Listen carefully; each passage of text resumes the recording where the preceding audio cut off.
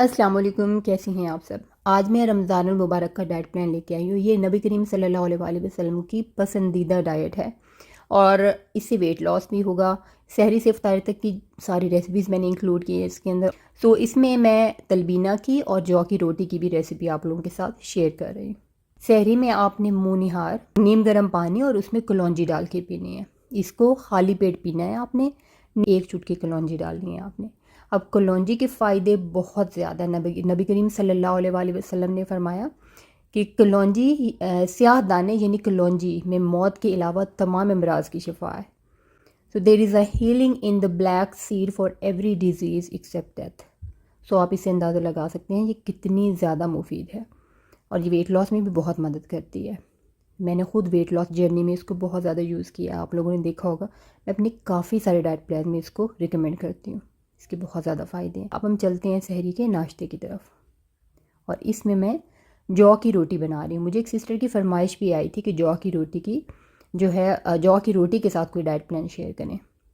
Recipe बाद में share करूँगी, पहले मैं आप लोगों को जौ के बारे में बताती हूँ कि इस अनाज के कितने फ़ायदे हैं। इससे वेट लॉस होता है, कॉन्स्टिपेशन ख़त्म होती है, इसमें फ़ाइबर होता है इसलिए हमें जल्दी भूख नहीं लगती, हमारे पेट को फुल रखता है। इसके अलावा इसमें मिनरल्स होते हैं, वाइटामिन्स, फ़ाइबर तो होता ही है। ये मोटापे को ख़त्म करता है, थायराइड के पेशेंट्स के लिए बहुत मुफीद है, जिनको डायबिटीज़ है उनके लिए अच्छा है, कोलेस्ट्रॉल के मरीज़ों के लिए अच्छा है और हमें दिल की बीमारी से बचाता है और कैंसर से बचाता है। सो बहुत ज़्यादा फ़ायदे हैं इसके।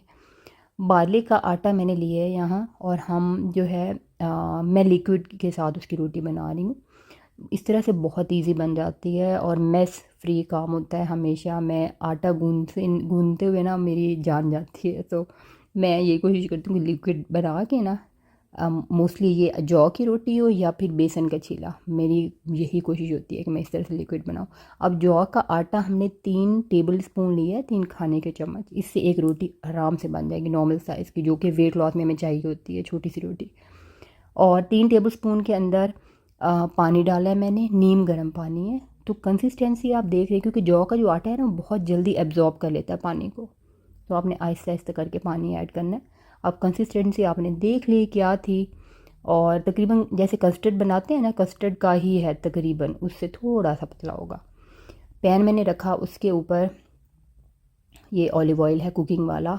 एक सिस्टर पूछ रही थी कि ऑलिव ऑयल का लिंक शेयर कर दें जो आप यूज़ करती है, तो आई विश मैंने ऑनलाइन बाय किया होता, मैं आप लोगों को बिला झिझक लिंक दे देती है, लेकिन मैंने टारगेट से लिया है, मतलब किसी स्टोर से जाकर लिया है यहाँ से। तो मैं आपको बॉटल दिखा देती हूँ, सर से पैर तक जितनी भी है पूरी कंप्लीट बॉटल आप देख लीजिएगा, शक्ल नज़र आ रही है। ओली ब्रांड का है ये। मैंने कमेंट में बता तो दिया था सारा नाम और सब कुछ, लेकिन फिर भी डिटेल में मैं बॉटल दोबारा दिखा रही हूँ। तो ये है जी बॉटल। और ऑलिव ऑयल, जैतून के तेल के बारे में हमारे नबी करीम सल्लल्लाहु अलैहि वसल्लम का फरमान है कि जैतून के तेल को खाओ और मसाज करो, क्योंकि ये मुबारक दरख्त से बना है। Eat olive oil and massage it over your body because it is from a holy tree. So जैतून के तेल के बहुत ज़्यादा फ़ायदे, कोशिश किया करें ये यूज़ किया करें। बाकी तेल के निस्बत ये बहुत कम इस्तेमाल होता है और काफ़ी अर्सा चल भी जाता है और हेल्दी भी है। अच्छा, ये जो लिक्विड था ना इसका, जो हमने जौ की रोटी का बनाया, ये मैं उसके ऊपर पैन के ऊपर डाल रही हूँ। 1 चाय का चम्मच ऑलिव ऑयल लिया मैंने सिर्फ, और उससे रोटी बन जाएगी हमारी आराम से।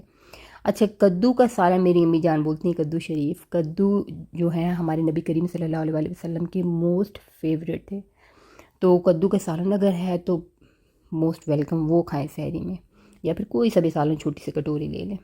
साथ में कच्ची लस्सी पिएँ, नबी करीम सल्लल्लाहु अलैहि वसल्लम की फ़ेवरेट थी कच्ची लस्सी, और उसके बहुत ज़्यादा फ़ायदे, आपको पूरे दिन प्यास भी नहीं लगेगी, तासीर ठंडी होती है इसकी।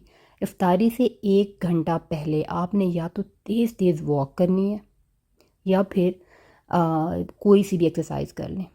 इंडोर कोई सी भी एक्सरसाइज घर के अंदर ही अपनी चॉइस की कोई सी भी एक्सरसाइज कर लें, या बैकयार्ड में कर लें, सेहन में, छत पे कहीं भी कर लें, या कमरे में कर लें।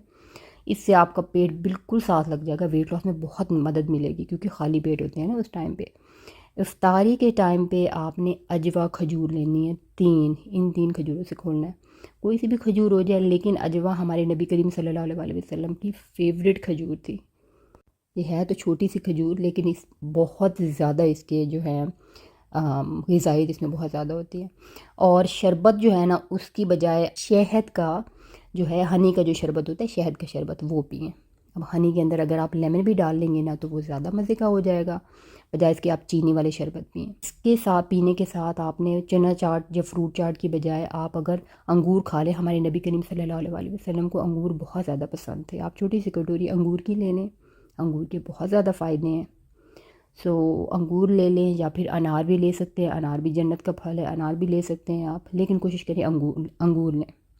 और अंगूरों के बारे में हमारे नबी करीम सल्लल्लाहु अलैहि वसल्लम ने फरमाया कि अंगूर खाया करो, इसमें शिफा है, लेकिन इसके बीज जो है ना, बीज उसमें बीमारी है, सो बीज ना खाया करें, बीज फेंक दिया करें।